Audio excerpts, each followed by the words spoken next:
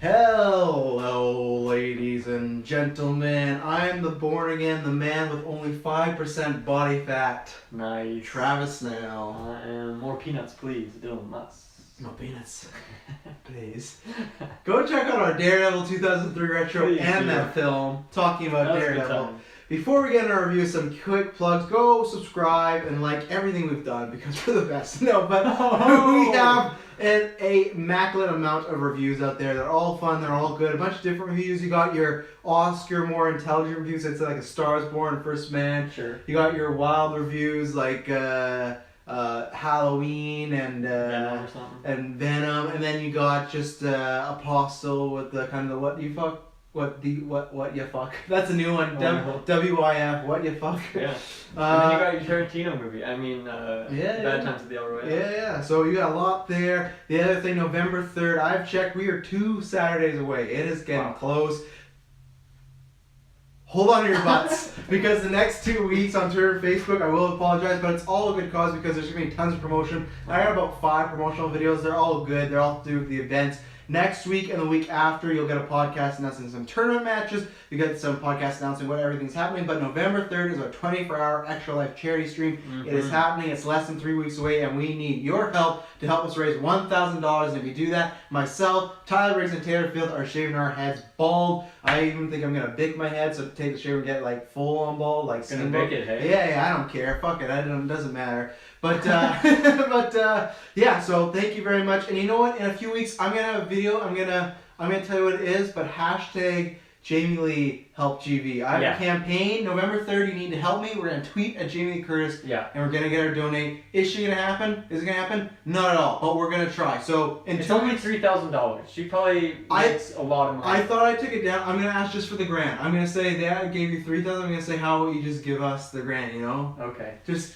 Better goal. That's a way of giving it back. I don't want to see him too over the top, right? But I feel like 3,000 is more specific, where she'll see that and be like, okay, that's kind of funny. Like, these guys saw my movie, they supported me. Okay. Right? I was gonna mention that we had seen the movie, but I'll mention the 3,000. Is it bold?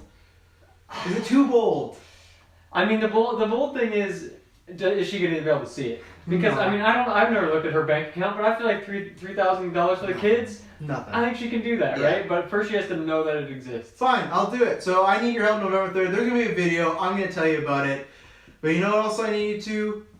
Is listen to this review. Because I think it's going to be a good review. But yeah, November 3rd. Also, you know, we try to avoid politics, but if she does that, then she's a shoo-in for Best Geek Actress in the Golden 100%. And you know, maybe she has some Oscars, I don't know. Maybe she has some Emmys, I have no idea. But you know what she doesn't have? Any Golden Geeks. We will personally pay for a trophy and send it to her. Will she allow that? No. We'll have the inaugural Jamie Lee Curtis Award. 100%. And every year we can just, I don't know what the category will be. But. Well, I say we just rename Best Film of the Year. Jamie Lee Curtis Award. That's the best film of the year. If she gave us $3,000, 100%. Because that's the story. People ask, why is that? And we can share, hey, we know Jamie Lee Curtis just as well as we know J.J. Abrams. So pretty much November 3rd, I'm creating a tweet. I'm going to get into specifics, but I need your help to gain some traction. I'm going to retweet it, Dylan. We're going to get other people. Because I want enough people to tweet it about it and her just even be like, what is this about? Even if she just looks like it goes away. But, you know, so.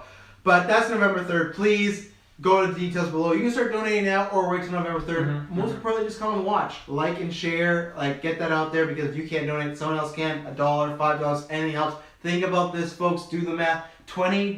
No. 20 people, if they donate $50. Ballers. $50. It's over. We got it. So please help us.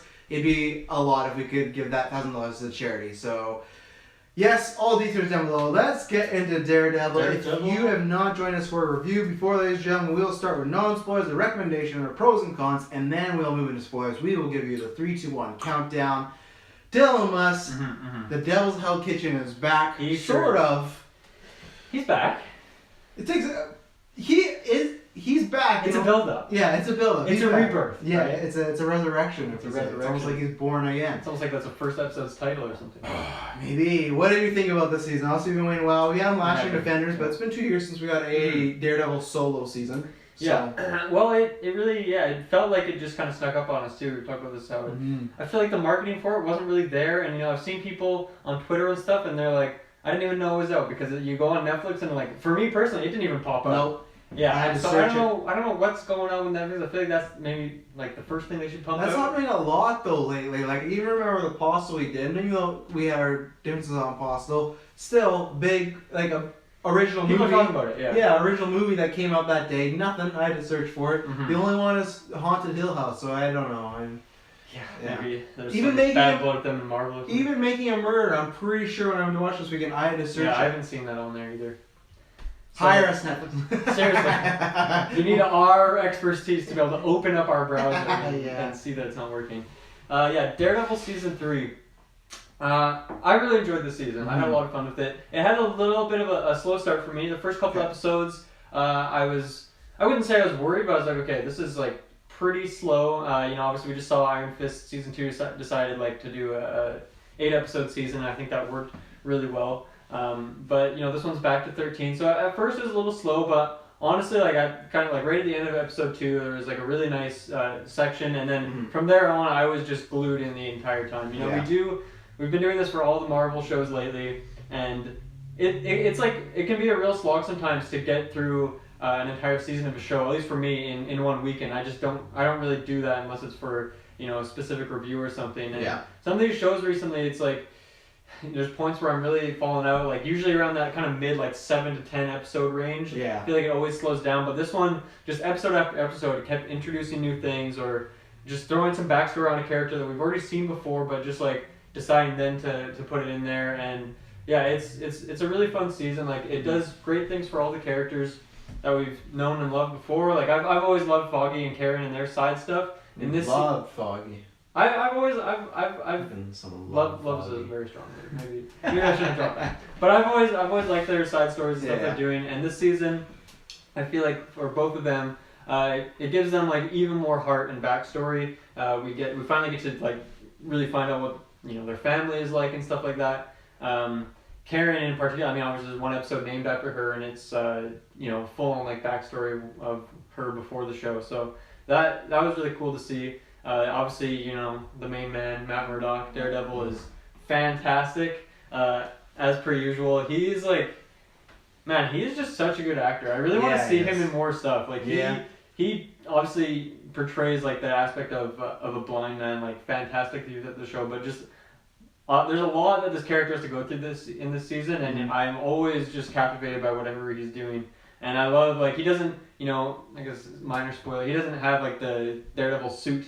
It's in this season, not from him. How many people know they've seen a trailer? It's in the trailer, yeah. But he has like this other thing going on. It's kind of like his classic suit, but he has like these arm brace things. The Muay Thai ropes. Yeah, I think it looks awesome. I love that. And then so Bullseye's in the season. New villain. Kingpin's back. Both of them are fantastic. I love seeing Kingpin's rise to power yet again. It's so much fun seeing how he just like influences people little by little and gains more and more power. And in this season, it's just like season 1, he does that perfectly. Especially like, I don't know how I'll tell him spoilers, but how he gets out of prison is fantastic. Because I didn't even think that it was going to go that way. When it happened, I was like, oh shit. And it's a really good development throughout, right?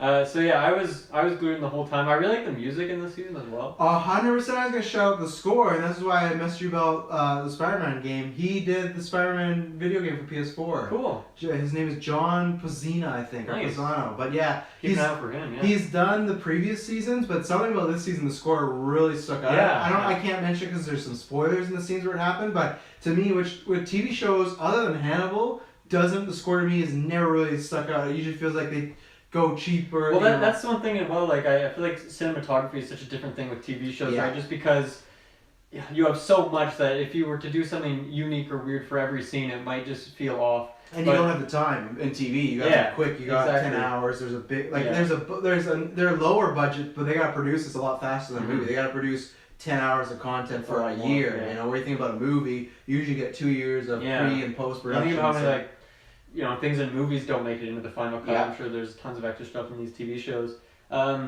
So I honestly love this season from start to finish. There's a few things in the end, like I guess the finale, the last couple episodes, the way some things line up, I think could have been a little bit better. And I have a couple of suggestions I'll talk about in spoilers, but like I don't know, I feel like maybe a little more nitpicky things. Like nothing Yeah. really. There's nothing like that breaks the story in any way. I just think there's a couple things that could have been a little bit cleaner. But yeah, and honestly, I just think this was such good timing. Look at like Iron Fist. We talked about in this last newscast just got canceled, or season 3, and we just found out Luke Cage is not getting a 3rd season as well. Maybe have a positive view. Maybe it's because they're doing a Heroes for Hire thing, but really it's still sad to see that. And I don't know. I've been pretty I like Iron Fist season 2. It was fun, mm-hmm. But in recent times, I wasn't a huge fan of Luke Cage or Jessica Jones season 2. Defenders is still quite lackluster. Punisher is good, but it's been a long time since there's been a show that I was just captivated from start to finish, and yeah, I think this is perfect timing for it. So I had a lot of fun with it. It's great. Yeah. No, I think it was the best season they've ever produced. That's all I gotta say. I'm joking. So I think that the best way I could put it is, I think the best thing about this season is they do a good job of developing or tying loose ends together as far as the past, the present, and the future. You have a lot of flashback episodes, whether it's to not flashback episodes, but flashback elements to characters we've already met before, mm-hmm. like a Karen, or someone like a Poindexter, aka Bullseye. That's not a spoiler, they announced it before, but if it was, I'm sorry I spoiled that as Bullseye. But it's not really Bullseye. It's Bullseye, but it's not really. It's a fun little It's no Daredevil 2003 Bullseye. No. I guess talking about more spoilers. But he gets fleshed out. And then as far as the present, it ties up everything. And then also the way the season ends, it ends in a way where, yeah, of course, it ends in a way you don't have to do another season, but it ends with all these possibilities out there and everything mm-hmm. like that, with one character in particular. So I like that it felt like a story where, that's what I always liked about Hannibal. They said they made every season where they made there was a last, right? And good thing they did, because they only got 3. But mm-hmm. that was the thing that this felt like, where it felt like if we never got a Daredevil season again, which hopefully do, let's not jinx it, because Iron Fist Luke Cage, but if we never did, this would be a great wrap. It's not even spoiler stuff. They leave stuff open, but it's just, it felt like coming home as far as the character, and I think maybe that's why they really did go with him having no suit and the black suit, because it felt very much like season 1 all over again, but in a very different vein, because you have Matt dealing with Fisk. But if you look at season 1 and then you look at this, so much has changed, and so much has changed between those characters. It feels completely different, and they just do a phenomenal job. I think Charlie Cox is fantastic. I always thought he was great, but after Defenders I really noticed. And then I think that my favorite thing about the season is it feels more of a highlight about Matt. Season mm-hmm. 1 was, to me, it was Matt's show, but it was really learning the whole world, because we met Karen, we met Foggy, and we met Fisk, and then we met everyone tied to Fisk, right? Yeah. So there's a lot of intros to a lot of people. And then season 2 was, to me, I don't think Charlie Cox is ever bad, but I feel like half that show's the Punisher show, and then half that show's a lecture show, and mm-hmm. he's there as the supporting character, because we are known, right? Where this, I feel like this is about Matt Murdock and about Daredevil. I'm the reverse, where I kind of like Foggy, and I'm not a Karen fan. So for me, I really like their storylines this season, which we'll talk about. I like them both. There's one way that Foggy is going, I thought I was going to despise, but it ended up really working. Uh-huh. And next to Punisher, this is my favorite Karen's been. I feel like she's not annoying as she's been before, and I don't think it's the actress or anything like that. I just think there's certain situations that they put her in shows where I'm just kind of okay, let's move along. I don't care what's happening right now with her, because I've always said that's what I liked about the latter seasons of Dexter. The show's called Dexter, and the first 4 was about him, and then you'd sometimes see characters. But then later on, we had Quinn's storylines, Batista storylines, and I always worried that this show would be like that, where I feel this one, the storylines are good, but I honestly feel like if you looked at screen time, they're in it less than they were in 1 and 2, and I feel like to me that's why it works, because the first 2 episodes, literally, Foggy gets a scene, Karen gets a scene, and that's it. They both got one scene in the first 2 episodes. So whether that was by design or not, I liked it as far as Matt really getting the story. Fisk, Vincent D'Onofrio, he's always great. We're going to talk about tons of spoilers, but it's just he's a guy that out of anyone I want to see him so bad in the movies. Not because the movies are so much better, it's just he feels so much like that character, yet it's his own spin on it. Mm-hmm. He's so believable. I said this to Emily when I was watching, I forget all the time that's Vincent D'Onofrio. I really do. He just feels like Kingpin. I don't associate that actor with him, because he's just this whole different, entire human being when he's this guy, and it was a great way to bring him back. I think he was missed because The Hand was good enough last year, but no one, and I don't even think any of the shows have a presence. I guess you could probably argue about Kilgrave, go back and forth, but I think Kilgrave has a cap, and I think that's why they killed him off. Well, the thing with The Hand is it wasn't strictly a storyline for Daredevil season 2, right? It was meant to finish with Defenders, and it was also amplified by Iron Fist season 1. Yeah, exactly. So with Fist, this feels obviously very personal. It feels very much like a sequel to season 1. You could not even watch season 2, and other than them talking about Elektra in the first 5 minutes, you probably wouldn't need it. You'd wonder why Matt was in a church all banged up. But really, it feels like a direct sequel to that season. And and the last thing I guess I could mention is action's great. There's one scene that is phenomenal as far as it's like a hallway scene, but it's like a hybrid of a hallway scene. Yeah, they kind of go like Birdman style. Yeah. There's a great... This show, I guess the thing I can say as well, somebody that was wanting Born Again. It is not Born Again, but it's very, very similar as far as the themes it tackles. There's many imagery, which we'll talk about in spoilers, that they have shots and scenes that are ripped right from the comics. Cool. So I like that. I didn't get exactly what I've been wanting for 3 years, but it was close enough. It was kind of like the essence of it. The other thing I'll say is I feel like even though it's grounded, this is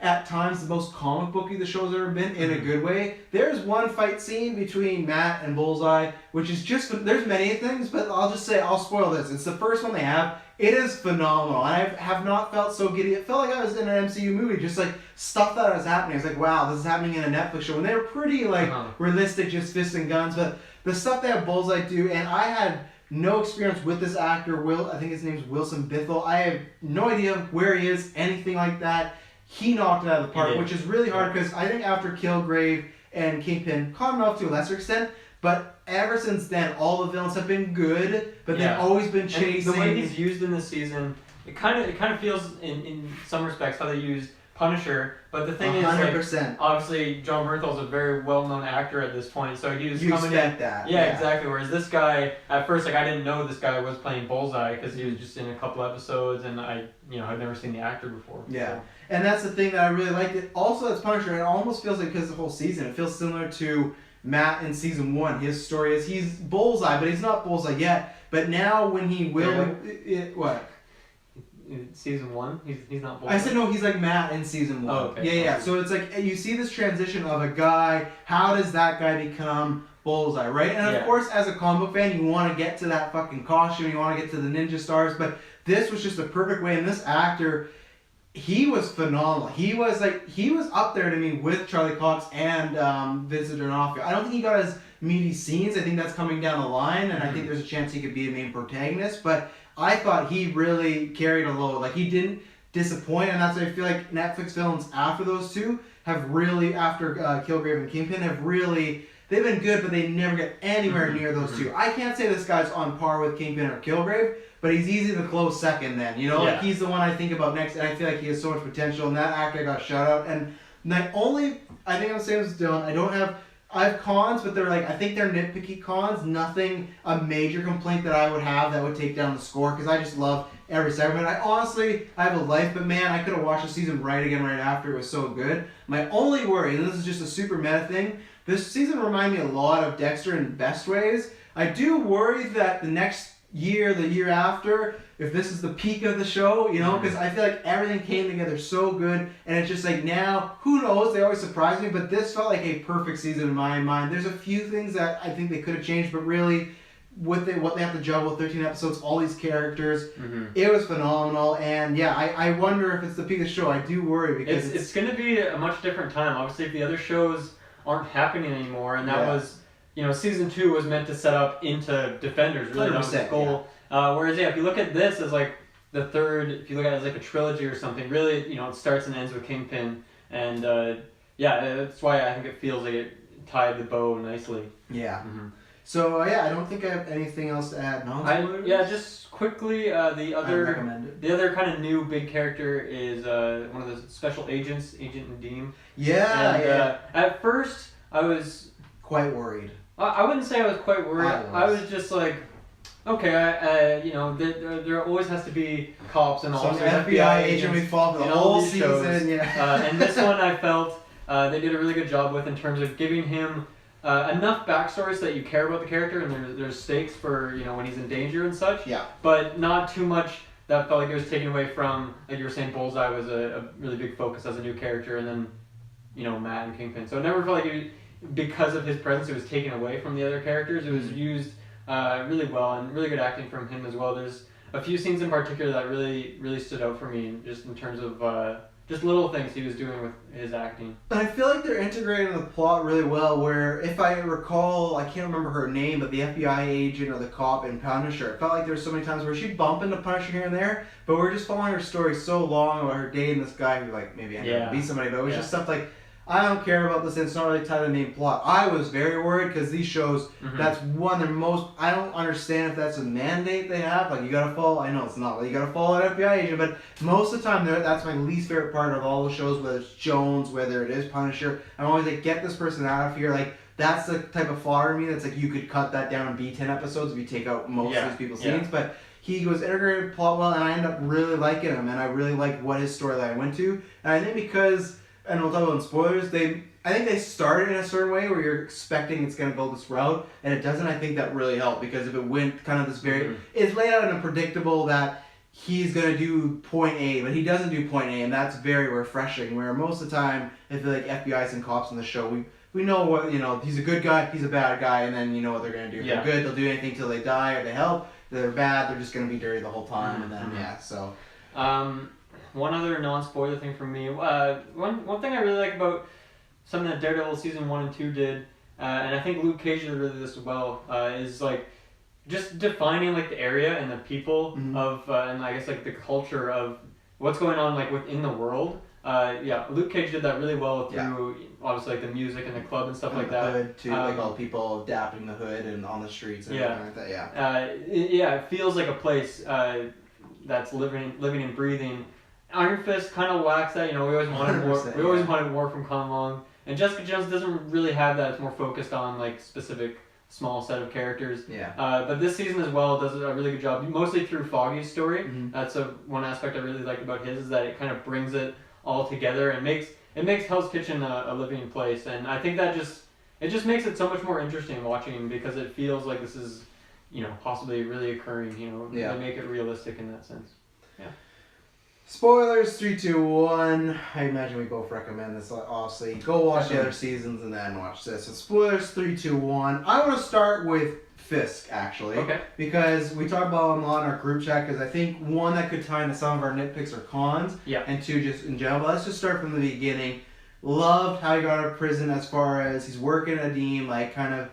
I love that later on it's revealed that he had his eyes on him like a whole year earlier to get Adim in his pocket, and then that happens, and then the one that I didn't see coming was the stabbing, and then them revealing later on that was actually just one of his guys stabbing him and not like the other. And I thought between using the FBI agent, using the I'll give you information, and the stabbing, I thought they made a perfect way, because it was that thing when Fisk was coming back, they're gonna find a way, but it's like, how can you find a way that is believable? Because in Daredevil season 1, they didn't make it like, oh, he might go to prison. They made it seem like they had him dead to rights, right? So they had to find a way, and I thought, just starting off with that, I thought it was perfect the way they got him out of jail and everything that he was doing in jail, and just that whole lead up, the first kind of 3 episodes of him working his way out, and in a way where you kind of feel bad for Fisk, because you're like, oh man, people are trying to kill him and he isn't safe in there, but then really it's just revealed that no, he's still just a piece of shit who's just like working everybody, and I loved how that was He's so good at getting into people's heads, and they show that so well, and I think one of the reasons why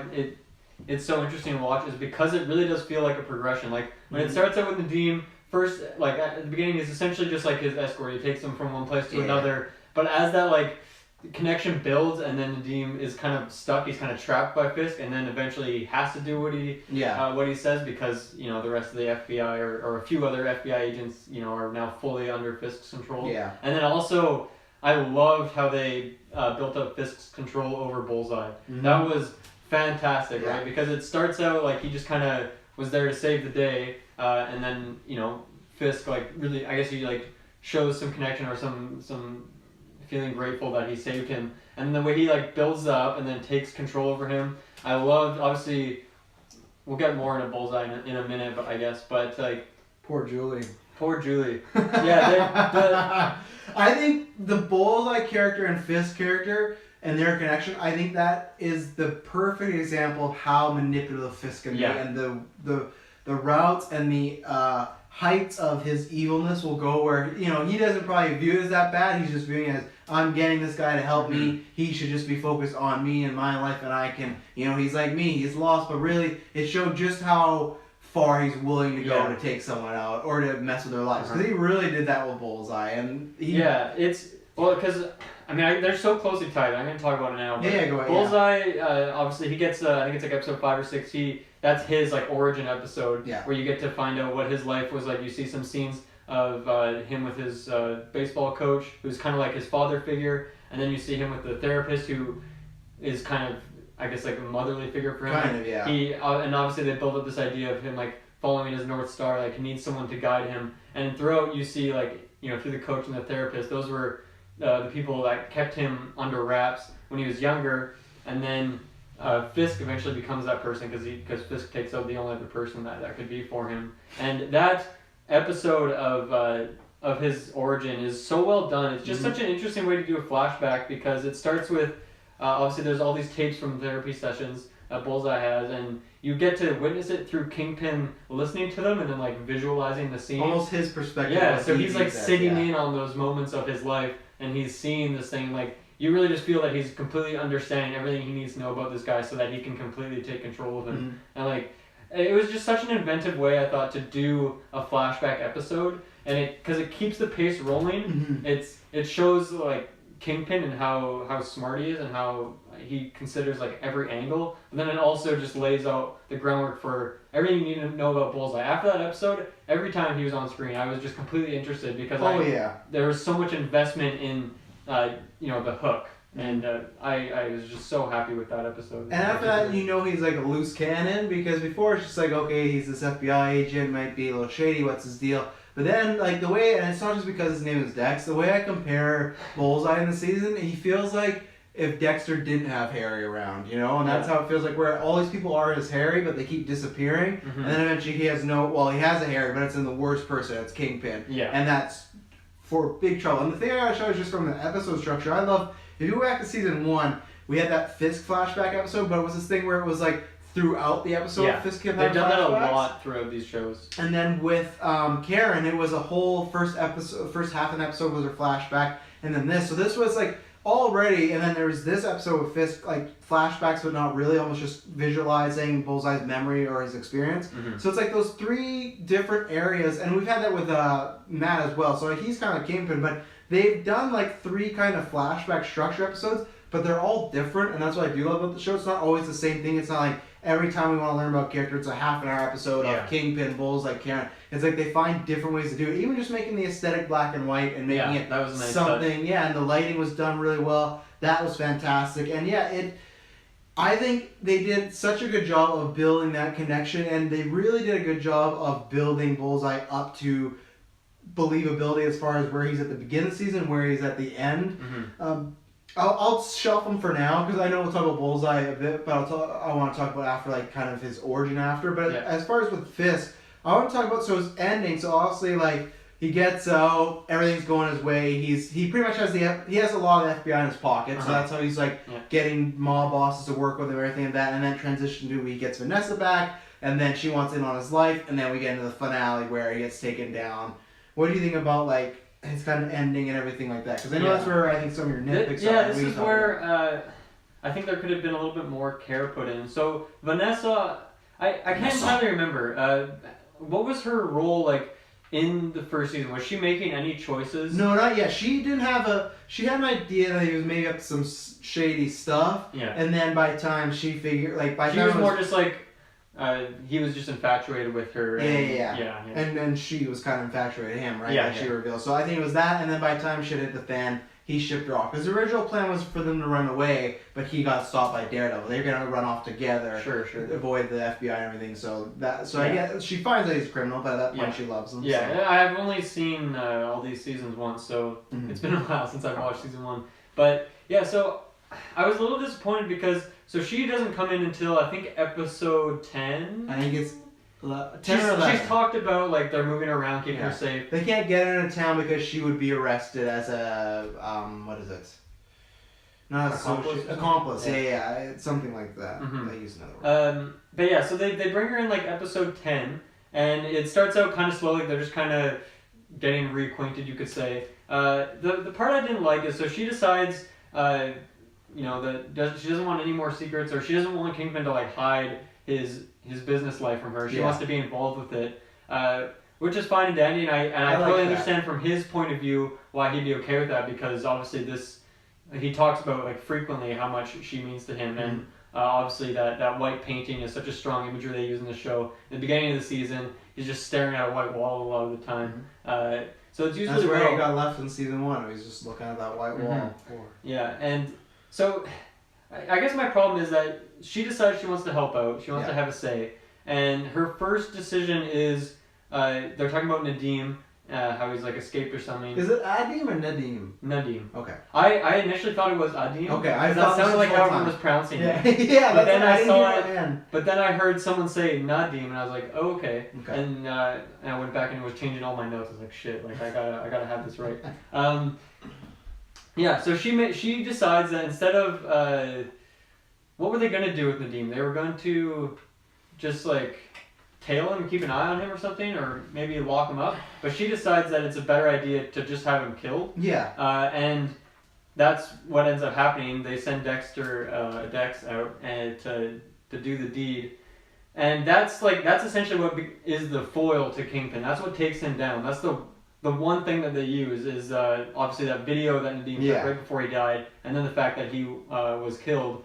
So she made one decision in this entire season, and it was the one that ends up taking out Kingpin. So I felt like a better way to use that character would have been to have her brought in a little bit earlier, and I think they could have found a story-wise like a way that she could be in the penthouse and it would be safe. I think that makes sense. And I think a good place to do it would have been with that decision that Kingpin had of killing Julie, Dex's kind of like interest or his... I think that's too early on though for Vanessa to get back though, because when Juliet's killed, isn't that like episode 6 or something like that? Like that's in the middle of the season. I think it's I don't know. I want to say episode 7 or 8 or something. But my reason for saying that is because I just felt like Vanessa, she doesn't really have much character in the season. No. She makes one decision and it's a bad decision. So she just like she's a pretty throwaway character in that sense. Like it's kind of unfortunate. But obviously, like Kingpin talks about her so much that I kind of want some more from her. So I felt like an interesting way they could have done it is if like the decision to take out Julie was maybe her decision. Maybe she decided that to get Dex's control, that the best way to do would be to just take out Julie completely. Like maybe Kingpin would have been thinking like, hey, I think it's a good idea to keep her alive. That way we have leverage. So if Bullseye does try to turn on us, he can say like, hey, we have her locked up. You're not going to get her unless you do what we say. And I do think like even without this hypothetical story, I do think that would actually make more sense from Kingpin's point of view. I think just straight up killing her was a bad idea because what's the difference between killing her and locking her up? If you kill her, then Daredevil can just use that to turn him. But if they just lock her up, then they always have that over him, where they can, use that, say, hey, she's not going to be safe unless you do what we say. Well, I guess so counters for a few of those things. I think locking her up and telling Dex, I think that doesn't work because you want him and Dex as far as... Well, you don't tell him that. You just, if it comes up, when he's like, when he finds out eventually because Matt tells him, then you can say she's not dead. We have her locked up. And I think they're in the perfect world. Their idea is Matt's never gonna find that body, right? And that's their mistake that maybe they should have got rid of that body because in their world, they should have, but it was just in some random place, unprotected. Yeah, we don't know how Matt found it. Yeah, it was kind of strange. Because I think they wanted to make sure that relationship he was loyal to Kingpin and nothing else, and he didn't want to be. They don't want to copy like the Melvin Potter thing, right? Of him like having to like my Betsy, like you don't want my Julie. I'm fine with Vanessa making just the one decision. Honestly, that didn't bug me. I wanted just more scenes of those two together, Fisk and Vanessa. I really like Vanessa. I think the actress does a good job, especially in season 1. They did, because I think falling in love with season 1 quite a bit more. She's from episode 2 and on. Like she 100%. They meet everything like that. She gets poisoned and that they have a long journey. And I really like that actress. And I think she does a good job portraying that. Yeah, one like. You're falling in love with this monster, but also kind of like this man-child at the same time. But the way, whether it's writing or her, the way she portrays it is flawless, and I think it's done really well. And I want more of that, especially if this is Vanessa changing as far as she knew about Kingpin and what he does, but she wasn't actively involved in it now. Yeah, turn a blind eye. Yeah, now she's making that choice, and that's where I wanted, where it was literally, we meet her in the episode, she gets back, they're acting all awkward and everything like that, which I'm glad it was just... She wanted to be more in his life. I was worried that they were going to break up. I don't think she's a throwaway character because the whole season is about Vanessa, right? It's about getting her back, and the only reason he's doing this is because Vanessa, because he has that conversation with Bullseye that like, if I didn't have her, like I'd be doing this and doing this and doing this, but because of love, I'm kind of in my own prison, right? So I don't think she's a throwaway character because she's progressing Fisk's story the entire time, and then he gets her. I just want more instead of she gets back and then we're already in episode 1, like there's problems and they're like, hey, can I help you out? She helps him out, and then literally next episode they're getting married and then Fisk is going to prison. I thought that happened too quick for me. I was fine they're just making the one Nadim decision. I still don't know how they like.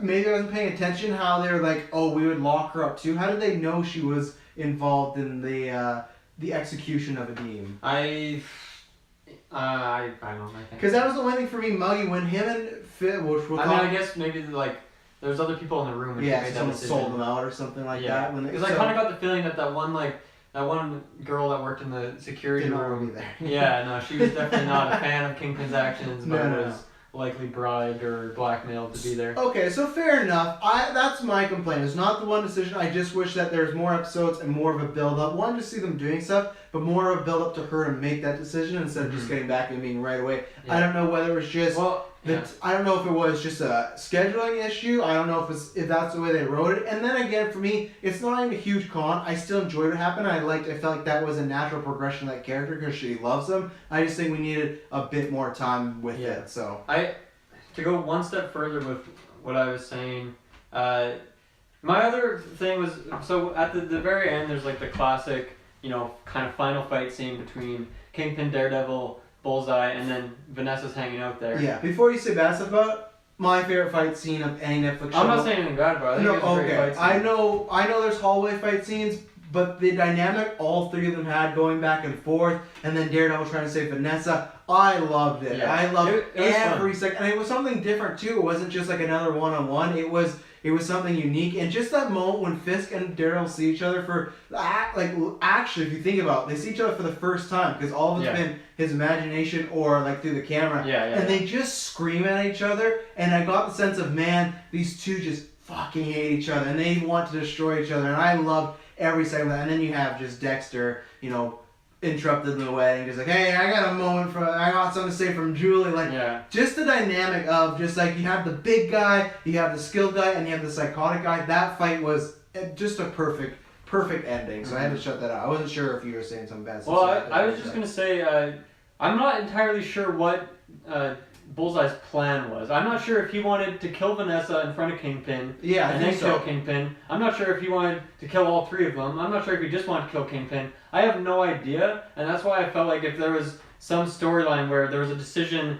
that Vanessa made that pissed Bullseye off, her deciding to kill Julie, that would have been a reason for him to just go out straight after her in this fight, and that could be like, I don't know, maybe explained. But also, thinking about the future, I don't know what the future of Kingpin and Vanessa is. I don't know, where these characters are going to go. If Vanessa just becomes a mob boss, I don't think I'm going to like that. I don't know if there's reason for that. Obviously Kingpin loves her, but she's not his operations. We've seen she's made one decision and it was a bad decision. But he trusts her. So I don't know if she's the best person to do that, and I don't know if she is going to be interesting without Kingpin by her side. And I don't know if Kingpin breaking out of prison again.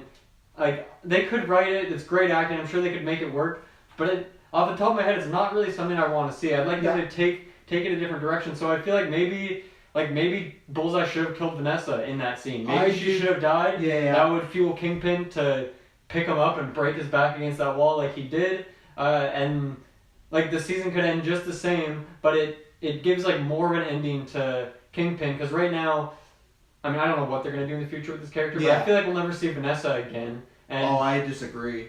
I think if a character's not dead, they pop up in these shows, right? Most of them come back until they have an ending. I think, and I guess to go back, I was fine with Bullseye trying to kill Vanessa because I just took it as he took away Julie, so I'm going to take away Vanessa. That's his wife, so that's what I connected to. I just don't know if that was his, primary objective, I don't know if he had one person out of those three that he was like, I need to get rid of this person. But I also feel like that's very Bullseye-like. Like the episode before that, he literally obviously is very mentally bees in his ear and he's just losing it.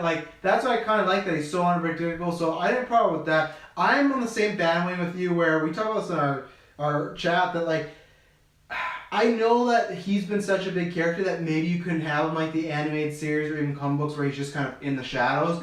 But I honestly think you still could have. I didn't think he was going to go to prison in this episode because I felt it was the same as season 1 where it ended with him going to prison. So I do feel like if he goes to prison now, which he is, that kind of does have to be mostly the end for it. So that's why I wanted the season to end in a way where he was still out there, everyone was still at odds, and then season 4, not make him like the background villain, but make him more like he's in the shadows, he's winning over the public, and Bullseye obviously is coming back, right? So what if it was this thing of like, yeah, Kingpin's working against Daredevil, but it's almost like, let's say Bullseye's such a bad threat, they maybe have to work together in some way to take him down or something like that. Like, I think there's ways that, not like the animated series where he appears like 5 minutes in 4 episodes, but I think he could have been sitting in his tower, hanging out with Vanessa. We could have got more of that. And then I thought, and like I said, we're basing this off, we don't know how next year goes. So maybe they think of some reason to break Fisk out. Who knows? Yeah. I don't know. But I would have took it as a whole build up to next season he gets arrested because I love Fisk. I agree with you. I do want something new.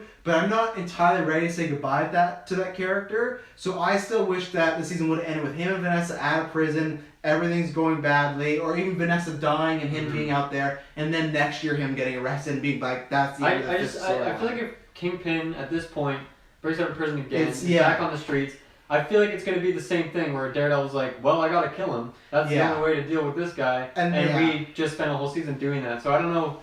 Yeah. Obviously, I love Kingpin, and Vincent D'Onofrio was fantastic. He was just rocking that white suit for the last few episodes. So good. It's so good. Yeah. And then you got the flower at the end there, Vanessa gave it to, and he was looking just full on comic book, 5% of fat. 5% body fat, just going down. But you don't think couldn't there have been a version where he could have worked as the guy in the shadows, sort of in a way, like almost? I think they could have, but I don't think anymore. No, not anymore. That's what I mean. Like that's what I want, but I think it's gone now because I agree with you. We were talking earlier, like if he's doing that from jail, it's too much like this. I don't know how they could do it now without it feeling like something we've already seen. And especially because, and this is an entirely different show, but it's still something they set us up for. And maybe this is something that'll happen down the line. It's not going to happen in Punisher season 2. But they set up a conflict between those two as well that's not resolved. Like they had fights in prison, and like Punisher, like he put Punisher out there to start killing people, right? And Punisher did say that at some point I'm going to come back and I'm going to kill you, and that's a completely different dynamic of Matt, who's going, I don't know if I can kill him. To Punisher's like, I'm going to kill him. So that's the thing. Maybe there is plans for him down the line. I just thought I wanted him to be animated Spider-Man, where he's in the thing, and maybe that works even with Vincent D'Onofrio, where maybe in a season he gets like 3 or 4 big episodes until it's his time to get ridden off or killed off or go to jail. So I don't know what their plan is, but I can't. It's not going to be a con of mine until next season, but it's a potential. Like I think it's almost too early for this. Do you feel like this ending might have been like, I don't know, with all this stuff looming of a couple shows getting canceled and the Disney streaming app coming out at some point, like do you think this was maybe like, if this is all we get, like this is a way to end it? Well, I think it is that approach of even if they have promised season 4, I think it is a good approach in this type of world to be like, hey, it's still right as if we didn't get season 4. I don't think so, because rumors were everyone in Luke Cage thought they were getting a 3rd season, and then it happened. So, and I honestly don't think the streaming app will want any of these shows. I think they're going to have a certain market, that Disney streaming app. I think they're all going to be PG-13. I think these shows are too adult for little Jimmy to click on it, like, for Disney families. I don't think they want this as the same channel as Lady the Tramp or stuff like that. So, of course. For some people that think that's scam, I just don't think that is, unless they make like a... I don't know if I'd want it, right? No. After what we've been, the expectation that's been set by what we are currently getting. And maybe if they get like a Disney adult like version of it, then fine, but I don't think that's it. So maybe they have plans for Fisk. I don't know. I guess we can tie a little bit of Bullseye. Obviously, he's going to be a antagonist next season. Like it seems like that's the complete Bullseye. Like you made the comparison of Frank Castle is the Punisher in season 2, but he's not. He doesn't have the skull or the vest. Like he's really the Punisher in his show. So with Bullseye, I think we're gonna get that. So yeah, obviously the end scene of him, you do see the Bullseye in his eyes. A little cheesy. It's pretty cheesy, but it is like acknowledging that, I don't know, he has some part of it that's like kind of costume worthy, right? Yeah, exactly. So I don't know again if that's where your point is. My thing is how the only reason I thought you could bring him back is him and Daredevil make this deal, right?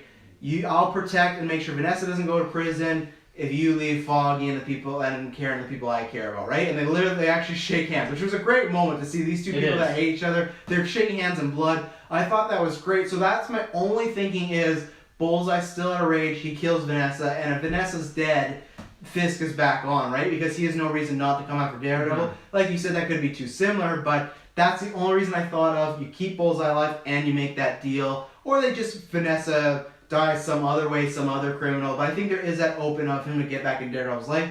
The only thing is, hopefully they are smart enough to find a way to make it different, right? Like, I don't know, maybe they make Fisk actually try to be a good guy at some point. I don't really want that, but at the same point, it's tough. It's a great end of the character, but I can't say goodbye to him yet. You know, it's very much like Loki in the MCU, where if he is gone, I was ready, because we had so much time with him, right? I know it's been 2 seasons, but I still think there's still comic book stuff with Fisk, that there's still stuff we could do with them, you know? But of course, this feels like an ending to him. It really does. It does. So my last thing, or might not be the last thing, because you might have more, but you said no to Vanessa. Then what do you think what's your yes and no on if we see Fisk next season? Just at all? I think no.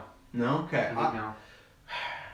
I think you're right, but I'm going to say yes, and it could be a similar vein of season 2, where he was only in 2 episodes, and they set something up for him down the line. I think you're right, but I'm going to throw the yes. I was wrong about Elektra. I guess we both were, because we said she would. Yeah. She technically appeared in the season, but yeah, I think you could be right. And then, do you have anything else to add? I know Fisk and Vanessa will come up, but anything specifically? Just one little scene I liked. Somewhere in the first couple episodes, there's a scene of Kingpin. He's in prison, and he's just like getting his breakfast, like an egg, and you get like he's visualizing, you know, being in like a nice penthouse and like making this beautiful, you know, gourmet egg omelet thing, and then, you know, it cuts like him being in prison, and then you know, later when he finally reconnects with Vanessa, he does that exact same thing, and your favorite. Makes her favorite for her. I remember. And I mean, I love those scenes because it just plays like this beautiful music. It's kind of like Kingpin's theme, you know, the classy guy. So I like that because that was like in one of the first couple episodes, and then they don't like, I guess But the egg thing? Yeah, like that was the first time we meet Fisk. The very first time was right. him in the prison. Because my favorite thing about that scene is when the people are making noise in the prison, like the other guards, and he's like, quiet, and everyone just shuts up. And so good, because it shows, man, he's really accumulating. Like we saw him accumulating the power last time, but now he just has run over this entire prison. Yeah. I want to double back, because we were already touched upon Bullseye, so let's talk about him, because he's tight about him.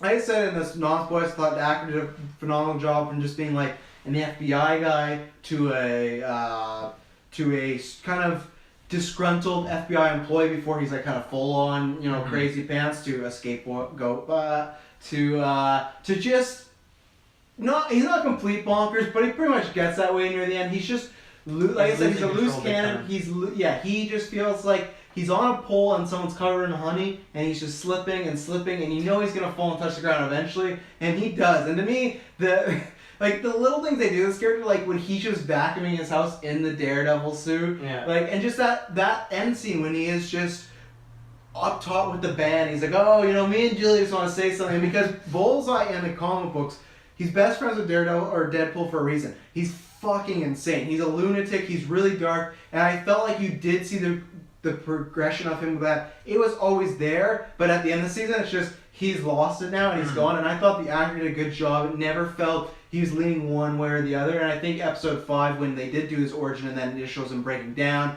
Julie starts not returning his texts, like, I thought he knocked it out of the park. He was very believable, and I am very excited to see more of those two, especially if he's more on the loose side and just kind of going bonkers. I cannot wait. So that's the thing of, like, even if Fisk isn't around next year, I think they already found, and that's what I like for the season, as far as if they ended his story where you could never have to see Dex again, but they set it up for even more so down the line.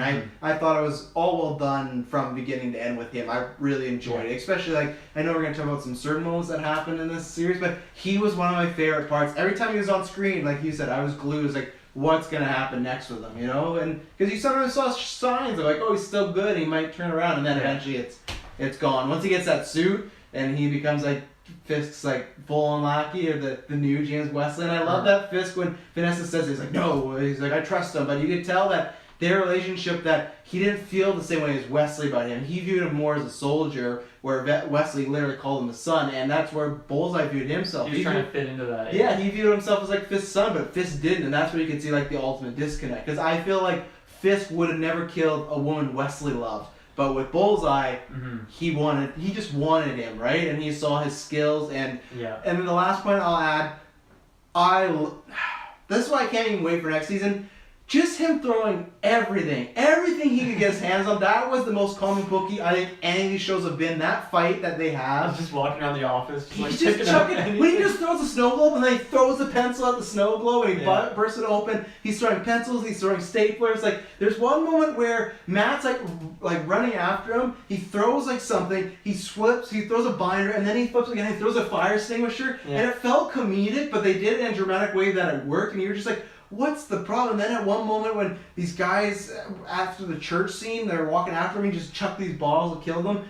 It was very cheesy and comic booky, but they made it work and it was fun. Every time he was on screen, I think he's like, Kilgrave and Kingpin are great for different reasons. I think he has an edge as far as other villains, as far as just the fun factor. When he's on screen, those action scenes were great. Next year, I can't wait because he gets ninja stars in his car. It's like, I can't wait. Once again, it's like one of those characters that doesn't really have superpowers necessarily. No. He's just like very skilled. So because they just say he's been in the army and FBI, but it's like that doesn't explain. Yeah, he just like has a handgun. He has like a sniper scope that he just holds up to find people, and then he just like shoots them with a handgun, ricocheting bullets. Ricocheting bullets off like mirrors and stuff. He was another scene I really liked. Is it's kind of like the redhead agent. She's kind of like one of the boss FBI's, and he has like he shot her down on the ground. He was gonna take her life. But he ran out of bullets, and he's like, I don't really give a shit. So he's like walking away, just like flings the pistol behind him, and just smacks her, and knocks her out. And that was happening all the time, and it was so much fun. It was a lot of fun. Just like there's in that church scene, he's like trying to find Karen, and she's just like hiding behind this like pane of glass, and he's just smashing all of them out. He was a lot of fun, just like seeing his powers for sure. But they set it up really well, like just this idea that obviously he's a psychopath and has bipolar disorder. Like he's not all there, and he really requires someone to guide him as a North Star. And the way they like shift that dynamic around between characters is so interesting, and it makes it leads to making like perfect sense that at the end Daredevil is like just whispering some things in his ear, and that's what eventually gets him to turn on Fisk. He always needs someone. So that's a really interesting dynamic, and I'm really curious to see how they push that forward with him coming back, because next season he won't have anybody, so that's exactly. Like, he'll have to find someone new, or maybe he'll just like abandon that thought, realize that there is no one that can understand him. I think that's what's gonna be. I think he's gonna abandon it, and then he'll just be even far gone. Yeah, obviously, he does burn all those tapes, so it feels like he's really gotten past that. But as you mentioned, like the kind of white noise, the bees kind of going off in his ear. I love that Fisk teaches him at one point. He's like, sometimes you just gotta scream, and then he like goes full Punisher and just like goes into certain rooms and just rages. Just he was a lot of fun. The scene that me and you both loved was the date he goes on with Julie. So good. He's just like revealing way too much information because clearly he looked her up through the police. You were there for 3 years. 3 years. What do you mean? Oh, you mentioned it earlier. Did I mention the ballet?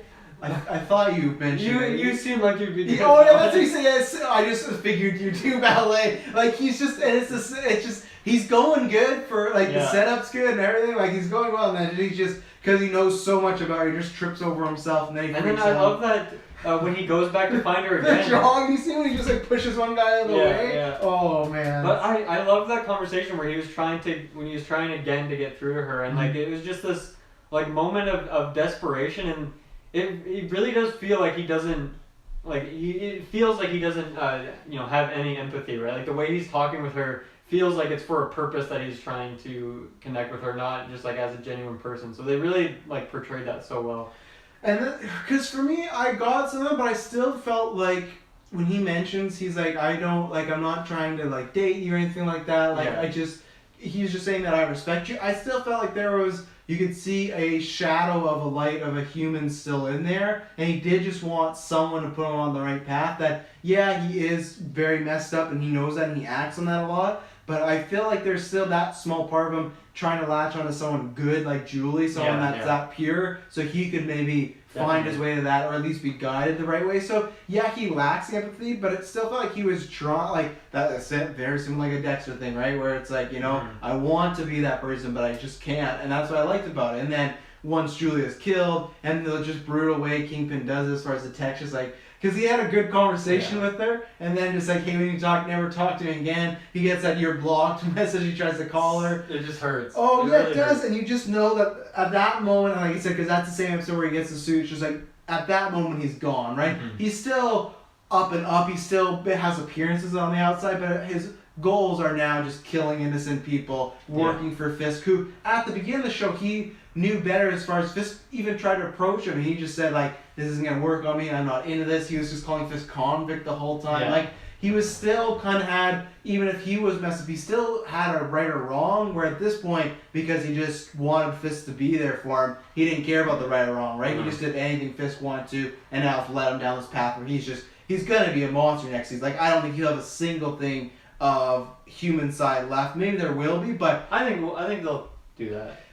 Just because he's getting the surgery, I don't know what's going to happen, because in the comics he gets adamantium, the same thing Wolverine gets. That's what's put in him, and he's very... Because I'm going off comic book wise, if they transition him into the real Bullseye, he's very much like that scene you hate in Daredevil when he's really creepy and whatnot. That's like Bullseye all the time. He's not a human being, so that's why I feel like they could go down that route. But this show does like to still, like with Kingpin, they made him more like human than he is in games and comics and whatnot. So they still could that, but unfortunately Julie's dead, so that scene when he shows up to Fisk's wedding and frozen Julie is just in the passenger seat. Yeah, that's fucked up. And he's just like, oh, this is like Jim. He's one of the good ones. He's a good guy. I was really, as messed up it was, I was really hoping he was gonna bring her into the wedding.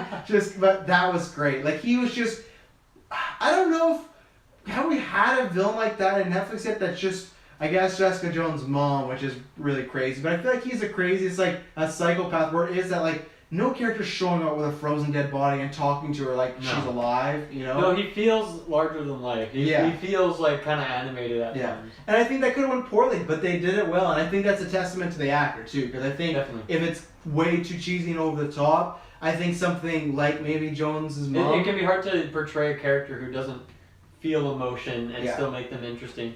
What was I gonna say? I really like that scene as well. Like, just any scene where he's like, oh, that must have been really hard for you. And it is hard. He uses that all the time. Because the therapist taught him that, remember? Yeah, no, it's so good. It was like, he would just, the way he, like, it seemed like he got really good at using it, right? Like, he would sprinkle it very quickly into a conversation, but really he was just like, always using the same template, and he would just like find a way to put it in conversations, and that's like the only way he knew how to relate with people. Yeah, the favorite thing I like too is when he was Daredevil, and anytime he saw Karen was, hi Karen, it's nice to see you again. And it's the most robotic, just like, I know he's doing that because of the moment, but it was just the way, again, just the way he would say stuff. Yeah, it was awesome seeing him in the Daredevil suit. That was a fun visual thing. It was, and I liked that, you know, him, and again, I was surprised that Matt never got in that suit once, like, barring the beginning when they find him, but he was not in that suit once. It's tainted now. Well, yeah, and I was kind of surprised. I thought we were going to get another suit, but I thought it would be a newer suit.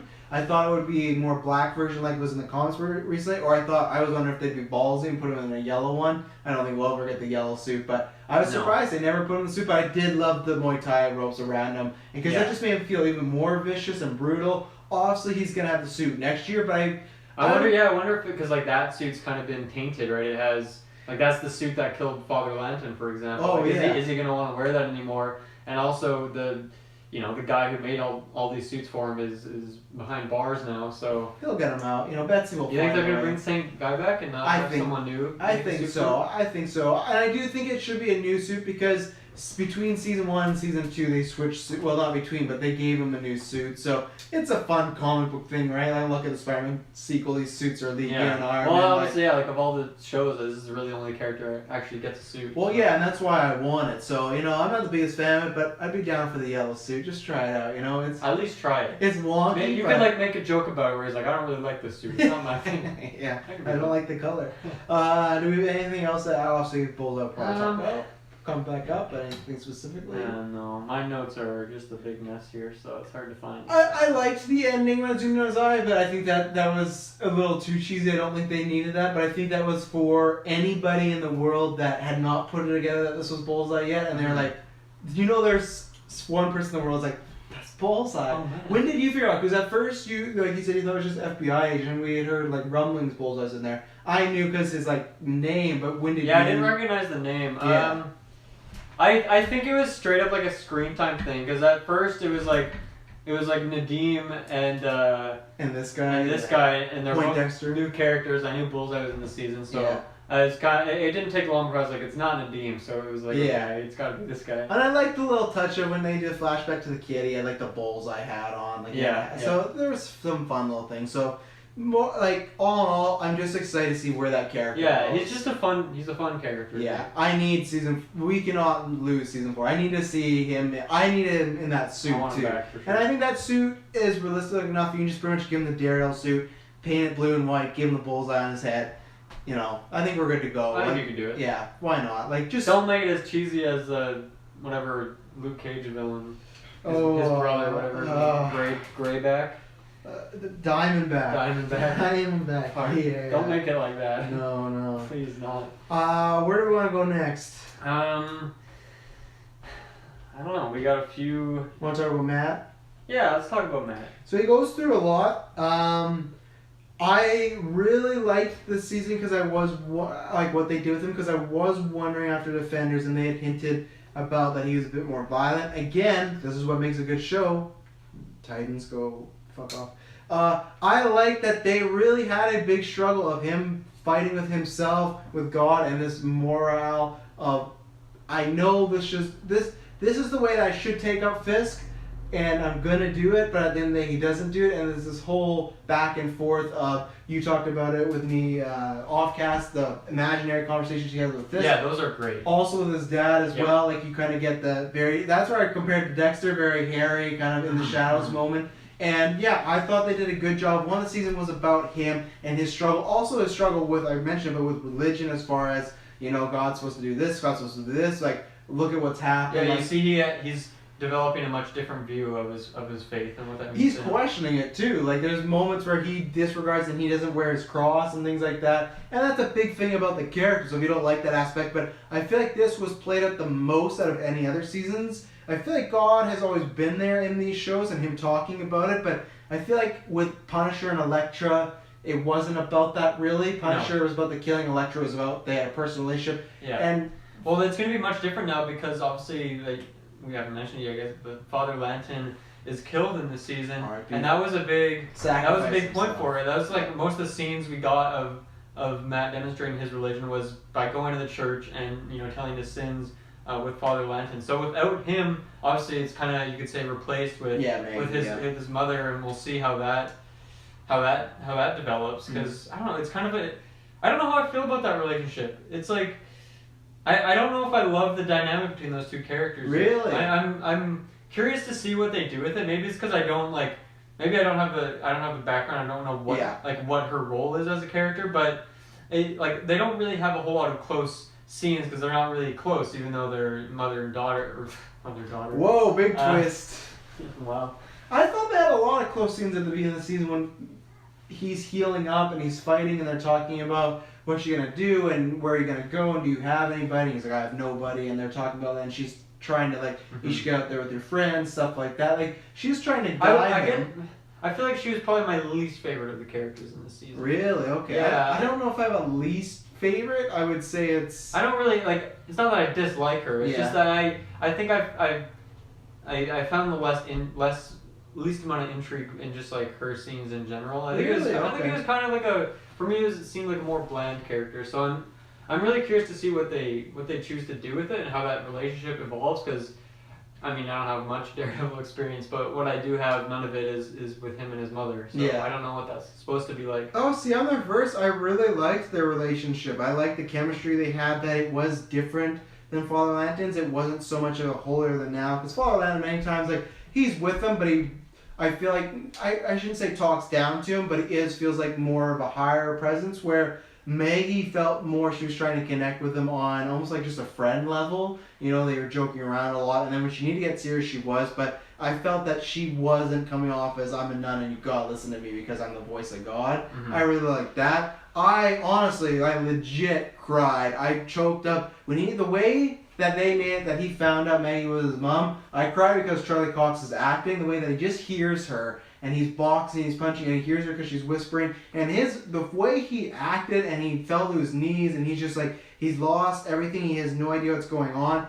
Phenomenal job by Charlie Cox. And I thought it was a great way between that and many times when Langton apologized or when Karen had to escape and she whispered him. I love that they really were using the sound and the whispering like a way to connect with Matt as far as, yeah, he does have like super hearing. So I feel like there's a little more highlight on that this season. 100%, and I liked all that. But yeah, I liked Megan's relationship with them. I'm really interested to see where it's going to go. It also gives Murdoch another person to lose down the line, whether she's killed off or more stakes if someone finds out who he is. So I liked her scenes with Karen as well. So, and for me, I guess it's because they used her to a right amount like Karen and Foggy. I didn't feel like she was ever in it too much. Yeah. The first few episodes, she is in it more, but I feel like that makes sense because Matt is on the mend, like he's trying to heal, and all he's doing at this church is just trying to walk again, and because he has no hearing at one point. So, and with Matt, yeah, I thought they did a good job, and I felt like where he was at the beginning of the season, at the end was very much deserved. We talked about that in Daredevil the movie. He does change, but it's very thin. It's very just on paper. Yeah. But you really see him change, and you really see him try to give Foggy's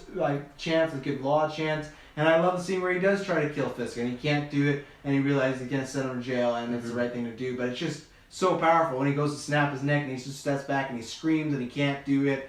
And yeah, and even then, he tries to commit suicide in the season, which was a huge plot point as well, which was very scary because it's just like he just throws this guy a pipe, and he's like starting to pray to God. It's like you just see he's at probably the lowest he's ever been, and I think they do a good job at the end. He's finally Daredevil again, really, and I like that last scene he has with Karen and Foggy when they're in the diner, and he writes the name. He's like, oh, he wrote the three names, didn't he? And it felt like Matt again. That's the other thing, my last point on it, was when he was Matt, he was on purpose pushing away. He didn't feel like Matt Murdock. He felt like he had completely torn that away, and he was just a Stonewall, and he was just Daredevil, and I love that. There was no joking, there was no him being close to them. He's just like, you should just stay away from me. You know, it did feel like Matt Murdock was dead for this season, so. Yeah, I mean, I completely agree. It's a really interesting spot where he's like just completely okay with like Matt Murdock not existing anymore, and he's like fully accepts that, and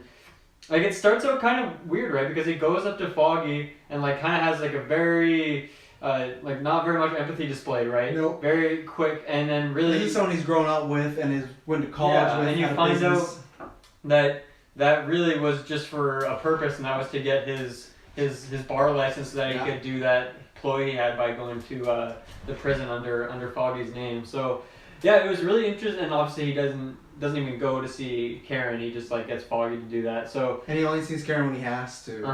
So the jump from that, and then obviously the stuff with Father Lanton and stuff is it's definitely new heights, new lows, you could say, from this character. And I like that like the ending it's a very happy ending for those three, right? Yeah. Between him, Karen, and Foggy, like they're kind of just kind of back to where you would when it started with like season 2 or 1 or something like that, right? Well, to me it feels like almost like a refresh, where it feels like not a reboot, but that's almost where it feels like when I talk about everything being tied together at the end. It feels like maybe Fisk won't come back, and all their problems, other than they don't know what's happening with Bullseye, but all their immediate problems are kind of finally be put behind them. Whether that's Punisher, whether that's Elektra, whether that's Fisk, and I just feel like it was a new beginning, and the Avocados, the Law are back, and.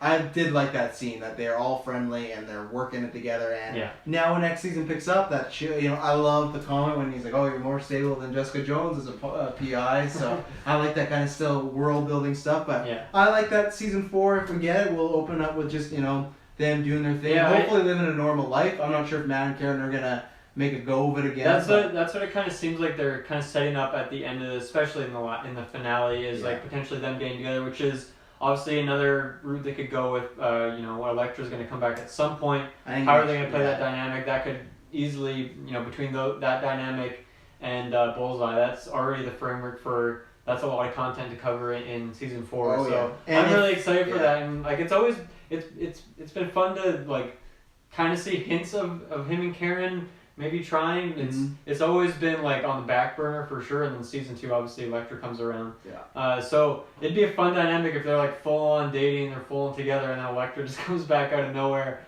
I mean, that's probably how they will do it if they decide to do that. And yeah, that's going to be another really fun aspect of the character to explore. Well, and then even then, like the same way they kind of set up a similar thing of boring. And if you've seen the Daredevil movie or read the comics, you know what happens with Elektra and Bullseye, and it's just funny enough that Elektra wasn't around, but Bullseye's being set up. I just feel like that's the route we're gonna go. I think Elektra's gonna be. It's kind of in the cards, isn't it? Yeah, I feel like she's gonna really bite it next year, and I think it's gonna be because of him. The question is, where does Karen pose in this sort of situation? Yes. Because, and maybe that's it.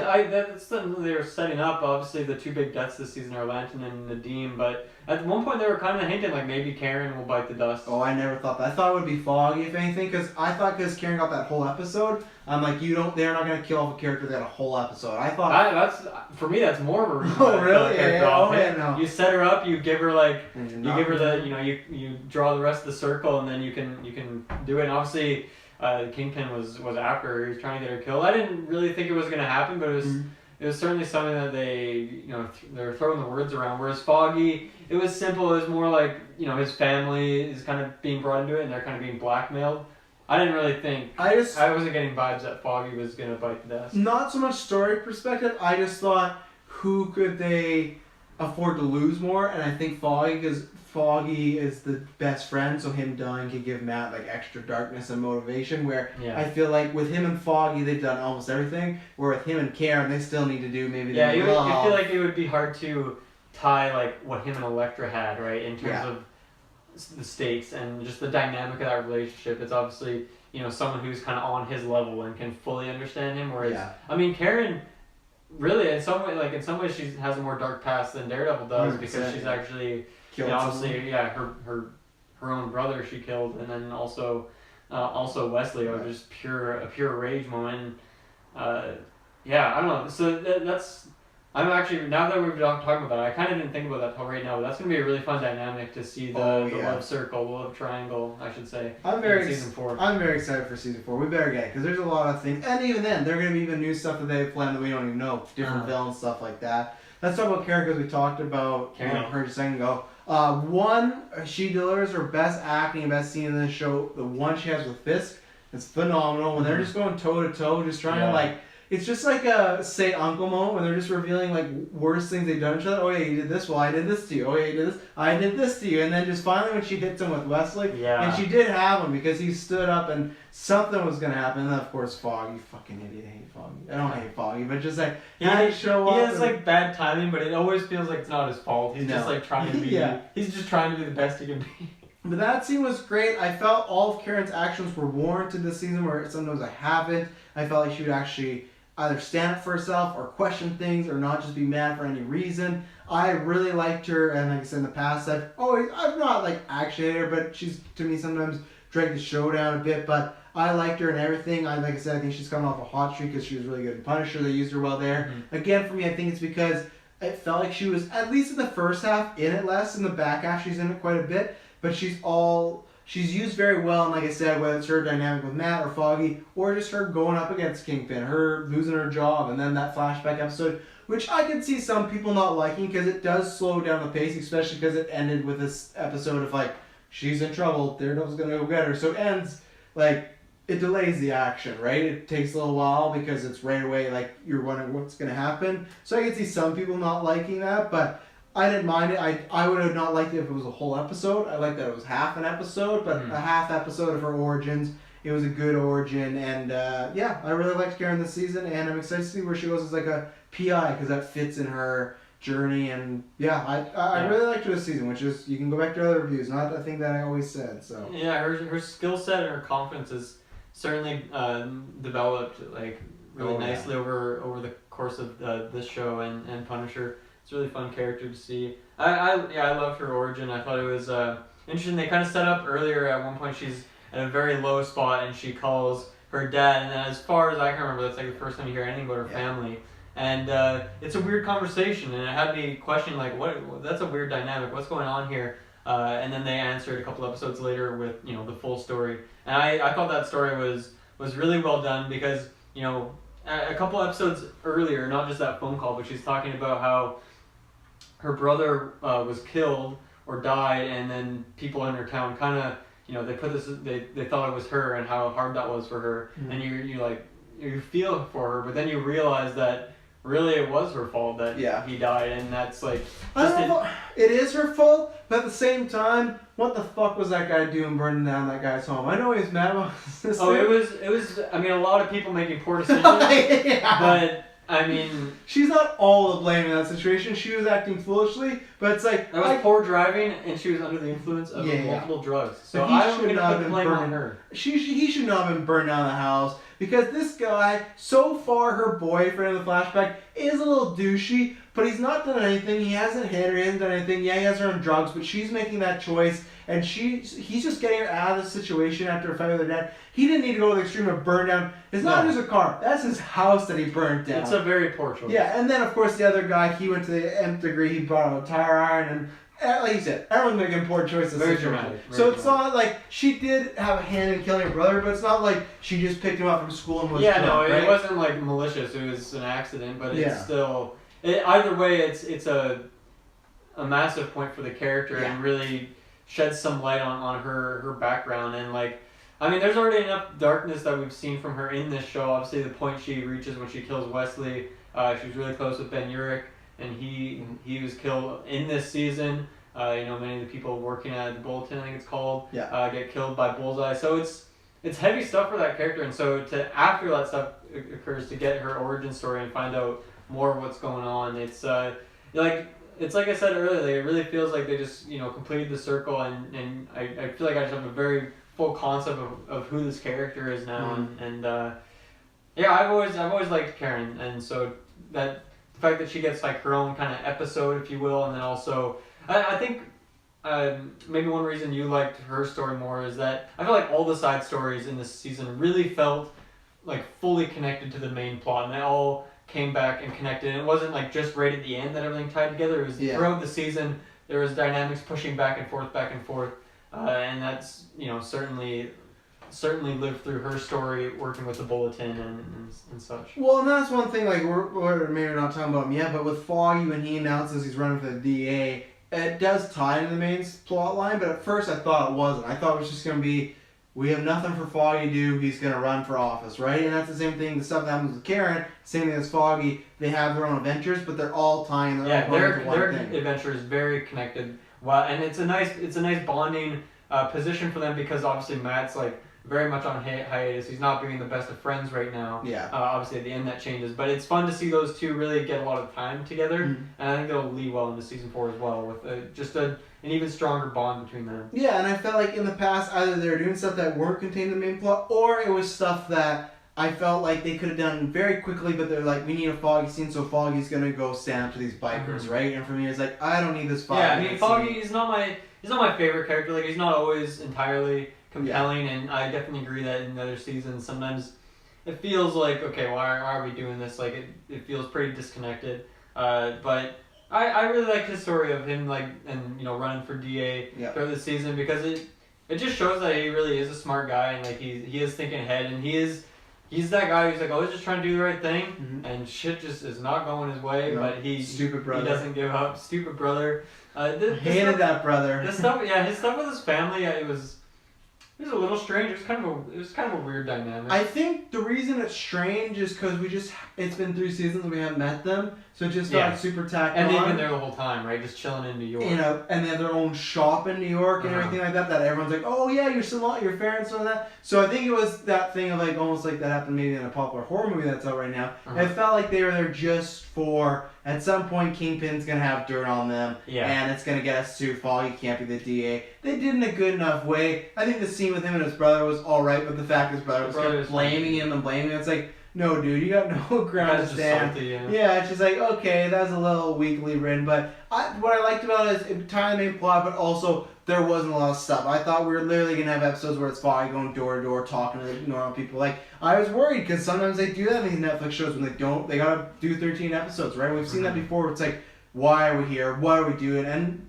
he was running for DA, but really in each episode it felt like maybe that came up once or there was a plot point about that. Even at one point, it felt like they didn't talk about it for 2 episodes because there's so much other action going on, and it came back like, oh yeah, he is running for DA, and when he's thinking about dropping out, I thought it was really well handled, and I like that he dropped out because I wouldn't have wanted him as DA. I like where they are, again, like we talked about, with the avocados, the law are going to be running back up, so I thought it was really well done, and I liked Foggy. I liked his relationship with Matt. Obviously, in the past, he's pushed Matt away, but he just kind of realized that, hey, this is what Matt's going to do, and he's a shitty friend, but we got to be a better friend because he needs us. And at the end, Matt realizes that, and hopefully Matt's going to stop being... A lot of responsibility being the devil of Hell's Kitchen. Yeah, and hopefully Matt's going to stop being a shitty friend, but, you know, like, I think it was Sam or someone else just said, or I think, no, it was Maggie when she said, like, you know, when people push you away, you just got to hold tighter, and it was like, that's the relationship, right? And, yeah, I liked Foggy. Again, that's why this is my favorite season of all the shows, because I like them either enough or a lot, where other seasons have had problems. And yeah, you have like the stupid brother, but to me it's like, okay, this works. It's to get us point A, point B. It's not taking up too much time, and it was a fun little way of like Fisk. You know, of course, like I love when he mentions the bank, and Foggy's like, oh, like I know that bank and everything like that. And the parents kind of get accidentally roped into it. Is it the greatest storyline I've ever seen? No, but it worked and it was quick. It did not take up lots of screen time, so I was happy with everything that happened to Foggy. Yeah. As you said, like it's all tied into the main plot nicely, and I, as I mentioned in the non-spoiler, I like that through his story, it really breathes some life into the people of Hell's Kitchen. We see that obviously this. Tower guy, whatever his name is like Blake Tower. Yeah, he's trying to avoid like controversial issues, and that's like how he runs his campaign. But obviously, the people are fucking scared of Kingpin. He's a big, scary guy, and like you just see how commanding he is, how he can take over. He's such a powerful force that a lot of people just believe in Foggy's. Like, really, all his purpose was as DA was like, I'm going to get rid of Kingpin. That's all he was running to do. Marcy's idea? Yeah, Marcy's idea. And it shows that, that's important to these people. And I agree that I'm glad that he decided to drop out. I like that it kind of ties that storyline all together because, yeah, Tower didn't seem like a bad guy necessarily. He just seemed like, obviously, in politics, you got to look pretty. And that was a controversial issue for sure. But then he stepped up at the end when he needed to, right? To help take Fisk down. So it's like that thing. And I like that he wasn't shady guy idea. It was just that, hey, it's another good guy who maybe has different values but still gonna run against him. So Dean, should we talk about now? Yeah, that was the biggest red flag when it started. Like we talked about non-spoilers, I was like, man, this is gonna be your classic Marvel Netflix. We got a false cop FBI agent who's after our main character, and at the beginning of the show they played him off like he was gonna be like corrupt, shady cop. And like I feel like we've seen this before, not even this franchise, just shady cop was one of your classic 5 tropes in movie and TV. But I like that it kind of started that way as far as he could be shady because of his family debt. But it went, no, he's just trying to make ends meet. He's trying to make his family proud. He's trying to do it by the book as much as possible. And then he just goes down the worst route ever when obviously he gets turned on. That setup, his pride gets in the way. That because he didn't need to do this and then he did. That setup scene is a little weird. We can talk about it. I don't exactly know how that would run, how Fisk gets him. But once Fisk gets him, I like... what do you mean, sorry? So when they kill the guy, right? When they sit him down, it's the 2 FBI agents. It's her and the other guy. Like the meeting thing where he's just going to admit everything, Yeah, they kill him and then she's like, and she says, oh, Ray, you got a gun. And it's his fingerprints on the gun. The thing is, okay, so he's working with Fisk right now. The meet, that's fine. But when they go like... If it was like a year from now and Dean turned, how would that work? Because they'd be like, this girl, this other FBI agent knew for a year this guy was dead and didn't say anything, and this guy would go missing eventually, the guy they killed, right? So it felt very odd, the setup to me. Well, everyone knew that guy was dead. But that's what I mean, of like, okay, so then in a year from now, if that tape comes out, what does it do? It says that he's guilty, but then like, why wouldn't this lady cop say anything? The lady FBI agent, because she's on the tape being like, no, Ray, no. So it's like, I felt like it was a strange setup that, like, this murder would have, like, a time limit on it, kind of. I don't understand what you mean. Okay. I will move past it. Yeah. So, but that happens, and then I like that even when he was bad FBI, he does help like do some shady stuff. But there's times where it looks like Dex is gonna be a little violent, and he's just like, "I'll take this one, I'll do it." Like he's almost just putting this extra work on himself just because he can trust himself not to do anything violent. And one thing I'll show back to the confusing scene that I had. Was that's when I first really noticed the score is when they turn on him and then they're like, "You're working for the Kingpin now," and it's just like this Inception, almost like just like, but like they used that sound a couple of times. That's when I really noticed the score. But that was great because you just felt this dread over the character, this guy who's been fighting against Kingpin, fighting against the system, trying to. Everyone said, "Hey, maybe you shouldn't do this." He's trying to do this for his family, and you just see it all goes away in an instant. It's done, and they have him dead to rights, which like I said, I didn't understand completely, but maybe I'll watch that scene again. But I love that's where the score really noticed for me. So no, it's a story that I don't know. You pretty much said it all, really, but boom.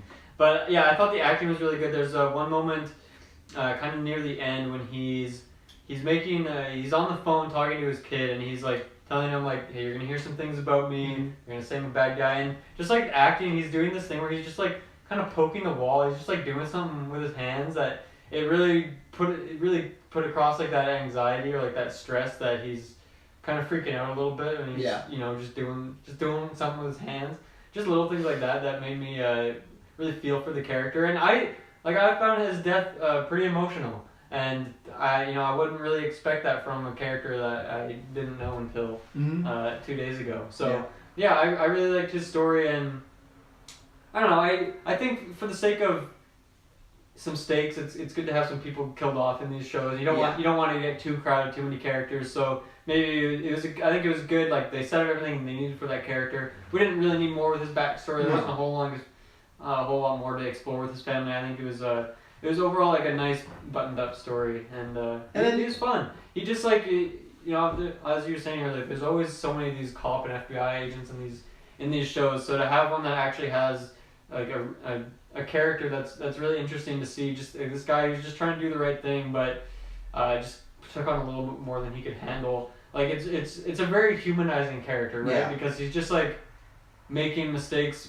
based on his pride. So he was a fun guy. And even then, he's making mistakes that Fisk kind of led him to, because then they do that great reveal that Fisk is the one that put him in debt. Yeah, cut off the insurance. Once again, it shows it builds up the villain so much more, right? Yeah. Yeah. And then again, too, even if he was alive, what's gonna happen? He's just gonna go to prison. We'll never see that character again. So why not kill him off and get some emotion out of it? I like that Dex shows up, and they have like a quick 2-3 minute scene, but it is emotional because even though I feel like Dex still didn't have a problem killing with them, it's not that he felt like, oh, I don't know if I do this. He just felt like Dex knows there's a personal connection here, right? Like he's still gonna do it. This guy's chopped meat to him, but it's like it's someone he's worked with for years. He was friends with his family, so it's not that he didn't want to do it, but it's a little crescendo of like I gotta kill you, but maybe feel like a tad bad about it, but I'm gonna kill you no matter what. Yeah, but I like the as Daredevil was escorting Nadim to the courthouse to make his statement. They have like a little fight scene that they kind of throw in there. I don't think it was a necessary fight scene. No. They didn't need it, but I think just wanted like a little action. And I thought it was fun seeing the two of them. They're like both in the truck, and he like doesn't know where to shoot. Daredevil like pointing where he needs to shoot to take out the guys.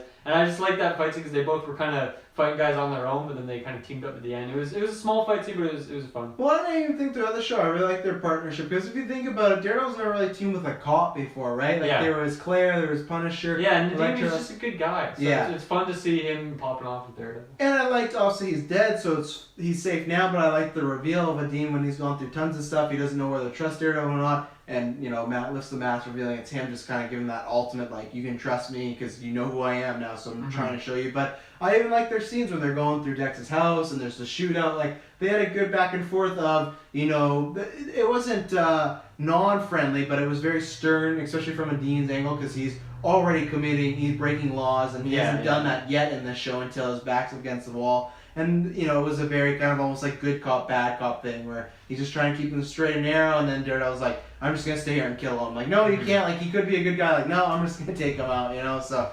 he's a character that I was very worried about, especially very worried about, we're going to get too much screen time, and he had someone I liked, and, it sucks that he died, but at the same point, I think it was good for the story that they took him out, so. Exactly. Anything else? I know I have some, like quick notes? Yeah, one character, Detective Mahoney, or Officer Mahoney, whatever it is. Yeah, Raker. Yeah, he came. What? We didn't get Turk in this season, did we? I know, that's one of my notes as well. This is that was very surprising for me to not see Turk. I guess that actor was busy fucking filming Iron Fist or some shit. He couldn't make it onto this show. I was a little disappointed, right? I was. Because we always talk about how we love seeing Turk pop up, and he originated in Daredevil, so you'd think you'd make it happen. I mean, it's so easy to make it happen because he's just like blanket statement a criminal, so you can put him anywhere. Yeah, they could have found a way to put him in. I was just thinking maybe because the season was so dramatic they don't put him in there, but they could have found something to do with him. Just one scene, but yeah, because I watched Daredevil season 1 and 2 in preparation for this again. It was strange to go back to the very first episode that he's like a sex trafficker and he has women locked up in a container. About this and now he's just like comedic relief. It's so funny that. So yeah, I can't believe that he's. I'm disappointed. You know, if he had a cameo somewhere we didn't see, maybe he's locked up in some jail. They did film something and it just didn't make the cut. Yeah, damn.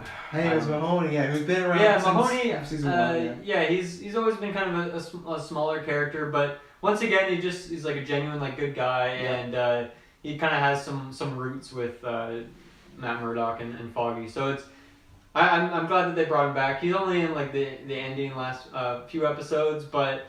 Once again, it's a character that gives some personality to the police force that you obligatory have to have in all these shows. So I like seeing him coming back. Plus, good keep coming back because at some point they're gonna have to kill off some people again, and he's always a good candidate to a guy we kind of like and care about. Name on the chopping block. Exactly. Yeah. Let's see here. I do have some miscellaneous notes. I mean, let's talk about that hallway scene because this one was quite a bit different, and obviously in Daredevil season 1, it's just like he goes to some crime spot. Yeah, he tries to save a child. It's like the classic kind of Scooby-Doo hallway where there's a bunch of doors. And then Punisher's is very similar, but it's a different character. He's in prison just destroying people. And yeah, this one, like you made the Birdman comparison. It feels very much like that, where it starts out. It starts out you don't know it's like the hallway scene. No. We heard before that there was going to be one. Yeah. So I was curious how it was going to come across, but it starts out just like simple. Matt he's going into like this doctor's office. Well, that's why though, because you're expecting it to be when he's Daredevil for this hallway scene happening. You don't expect it to happen to Matt Murdock, right? So right away you're caught off guard, like, oh, it's happening right now. Yeah. So yeah. Yeah, and so it starts out with him just kind of being set up. He starts taking out some guys, and it's not like as many guys that he's taking out. It takes out like 4 or 5, and then like the alarm's going off. I love that the red light is flashing. It's just like that siren going off, and it instead of like just being a long extended fight scene, it like follows him as he goes and kind of interrogates this one criminal, and then eventually they get out of there, and he goes and he's like trying to just get out of the building, and there's like SWAT officers all like there's like 5 separate fights going on in this one room that he's just trying to make it through. I won't know some guys like the SWAT guy just gets like his throat slashed. It's brutal. It's brutal. It's gross. Yeah. I mean they always put so much love into that hallway scene. I like it's a fun thing to look forward to. Just like it always just gets you excited for like that fight scene. This is the same thing that I said about the season. I don't know how you top this one now, because this was like, the hallway was like, okay, how would we top this? Well, we're going to make the hallway fight, but then we're going to go into a different room and another hallway and a fight, and then we're going to, because even then it was a Birdman thing where after all the fighting, when he's having that conversation with the criminal, they made it seem like it was all one shot the whole time, right? So it's just like, it was this great sequence from when he gets out of the office to when he gets back in the cab. Obviously, and it starts with them like, taking a cab to this place, and he's like, I gotta wait here for 5 minutes, and you kind of forget about that. $25 and the guy still waited for him. It's pretty impressive. Even though all these sirens are going off and people are getting shot. Dedicated. I mean, obviously it was a setup, so it makes sense why he'd be there. But I like that because when he gets back in the cab at the very end of that scene, it really like just ties that whole segment together. It's like, fuck, that was amazing. And that cab thing where he gets, it's a little bit different, but that's ripped right up Born Again as they find Matt, they incapacitate him, and they strap him to a taxi and they push him over a bridge. And same thing, Fisk is like, what, no body? Like everything like that. So that was ripped right out of there. Cool. Another one was really famous that it was kind of similar, but there's a very big image in the comics where Matt and Karen finally find each other in Born Again. They're like hugging each other. That's very similar to, it was in a church this time, but when she was like cradling Matt and he was all broken and whatnot. Right. So they used a lot of those type of images. But yeah, that hallway jail fight was great, and like I said, I don't know how you top that now this long. It was like the hallway fight, but then also this 20-minute. of course, anytime they go to pure black, that's when they cut and then they pick up. But still, in that world, like a 20-minute just continuous cut the whole time, it's gonna be tough to top that. Maybe Bullseye, maybe I didn't know how they can top it. They'll be in a church and Bullseye's gonna backflip through some glass and he's gonna catch it and he's gonna start whipping it and the Matt's gonna start backflipping. I think that's how they'll top it. Yeah, just like 2000. I would love that'd be a different dynamic too, because normally it's just them taking out a bunch of kind of goons. Mm-hmm. I was freaking out one moment when they were in the church and Bullseye did start to use glass as a weapon. I was like, man, they're going 2003 Daredevil on us right now, So I like at one point that he just in the hallway took that glass chandelier stuff and he was just ready to use anytime he was in danger. Anything is his ammo. Yeah. It felt like in Fallout there's this weapon called the rocket launcher where you can literally just put any object you want to. You can fire gnomes or baseball gloves at people. That's cool. And it felt like that. It was a good time. I think that actually expels most of my notes that I had here, specific notes. I just have a few. Let's see. At one point when Matt is having a conversation with his ghost dad, he just says something about you quit or you threw down a fight. He talks about him taking dives or something like that and how he never would. Mm-hmm. Even though at the beginning of the season he did try to commit suicide, he threw this guy a pipe and just told him to kill him. So I felt it was a little hypocritical. But Matt's in a tough place. I really first episode we got a flashback scene of Matt and Karen before Defenders. Talking about, because obviously it's weird, but if you think about season 2, if you just watch Daredevil, season 2 it ended with him saying, hey, I'm Daredevil, and then in Defenders they kind of covered it, but they really couldn't because it was about there's 8 episodes and 100 other people. Yeah, exactly. So I like that we touched back to that to show, and I really like there was a personal scene of them talking about her figuring out and talking and being where's the costume, this and that, and you're not blind, and similar to the conversation you had with Foggy seasons ago, but I really liked that. I don't know why at some point, I think it was, I can't remember who got the sandwich, but someone's like, I got you a veggie sandwich. And he said, no meat. And I was like, well, I thought it was pretty self-explanatory. The first time Matt reveals himself to Karen, just her first line is just you need to pay me back your rent. Yeah, that was, I love that scene, right? She was she was cold as ice. Yeah, she was pissed. Yeah. She was ready to dead him. And then another thing was, I can't remember who was telling the story. Maybe it's Bullseye, but they're talking to Fisk, and they're talking about this guy they know, Jiggy. And then Fisk has my favorite line of the show, and because he's talking about maybe just another mob boss, and then Fisk in his voice goes, I'm a better man than this Jiggy. And it's it's hard to take him seriously, even though it's Vincent D'Onofrio. And that's the thing though, he'll make his speech patterns just even different as a person. Yeah, that's what I mean. He does switch up his voice a lot as this character, and it's fitting to it's consistent, right? I'm not ready for him to go. I need more of him, but I think it could be. I mean, if they do it, I'm sure it's going to be done right. It's just a more clever man than me is going to have to do the writing on that one. They're in a corner, so. Mm-hmm. Yeah, I've said everything I need to. I love this season. I have some nitpicks, and a lot of my cons also could have to do with it's a TV show, right? So it's very much it sucks, but when we talk about MCU or Star Wars, maybe something else in the next chapter will either help or hurt this. Yeah. I've never done this Marvel Netflix show. I'm throwing down the Travis 10. I've never done for a Marvel Netflix show, though. Never. What was Daredevil season 2? 9.5, because I didn't like the blacksmith, if you remember him. He was this villain they built up, and there was just Frank Castle's friend who was behind the scenes, but they made it really obvious. I don't remember that. Yeah, don't worry, you're not missing anything. But yeah, I really love start to finish. Yeah, I had a few nitpick problems, but the action, the characters, the drama, the twists and turns, and also for myself being a little comic book fan, seeing stuff that I read 15 years ago on the screen adapted, whether it's the themes or just scenes when Matt wakes up in that taxi, oh shit, he's about to get driven off the cliff, and he gets driven off, and it's not a cliff, it's a bridge, but still, I loved it. The performances are out of this world, and it just set me up for I need a season 4. And obviously, most of the time, you'd be we're gonna get it. But after Iron Fist and Luke Cage, it's just if you like these shows, watch them because you never know. Because if they're popular, they won't go away. But it was just a thrill ride. We talked about this a bit. The pacing was phenomenal. When I got to episode 10 or 11, I looked I'm already here. It did not feel like that. And even with the Daredevil seasons I've liked before, this just had such a pace that once it was going, it was going. Whether it was stuff with Karen, Matt, Foggy, Bullseye, Kingpin, this season just had so much good stuff and not too much where it felt crowded. Just every scene was something where it's I'm excited to see what's happening. Even in the team, I'm excited to see what's going on, excited to see what's next. And yeah, I love the season. I can't wait. I will watch it at some point, and I hope we get a season 4 because I think honestly, I just want to see Bullseye and want to see him throw more snow globes at people. Bullseye. Yeah, but I can't say enough. I can't say enough how good the season was. And Daredevil just continues to be the bar of Marvel and Netflix, and that's why I honestly don't think it will go anywhere. But man, they've done a great job for shows that was already good. They keep raising the bar. Like I said, I am worried. See how we can go from here, but I still trust that in their hands we're always going to get at least good to great stuff. So another great season, Daredevil. I love you, and please don't take a break next year. Please at least come back next year because I want to see what happens next.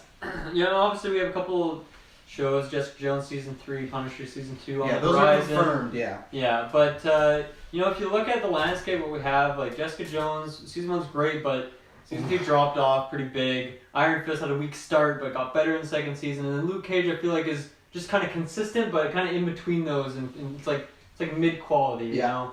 Punisher is great, but it's only one season. We'll see how that continues, but it's seriously just a testament to the people who work on this Daredevil show. Like, the consistency in terms of just writing interesting characters, whether it be the main character, Matt Murdock, or the ensemble of side characters and villains. This season I feel like was best so far in terms of taking all those stories and characters and having it all like tied into this one main plot so thoughtfully. Obviously the music is the best it's been so far.